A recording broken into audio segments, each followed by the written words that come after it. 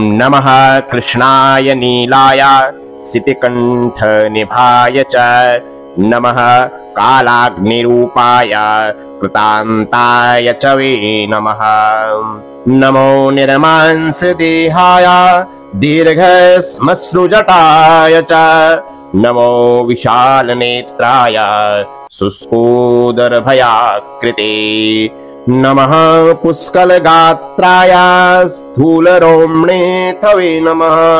नमो दीर्घाय शुष्काय कालदृष्ट नमोस्तुते नमस्ते कोटराक्षाय दुर्नरीक्षाय वे नमः।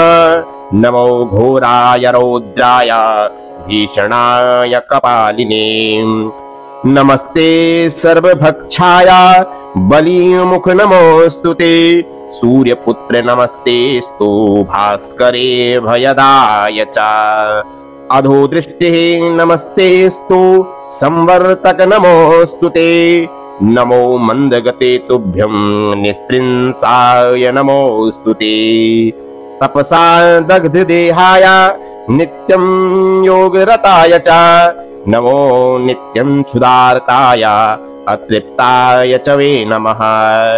ज्ञानचक्षुर्नमस्तेस्तु कश्यपात्मजसूनवे तुष्टो ददासि वै राज्यं रुष्टो हरसि तत्क्षणात् देवासुरमनुष्याश्च सिद्धविद्याधरोरगाः त्वया विलोकिताः सर्वे नाशं यान्ति शमूलतः।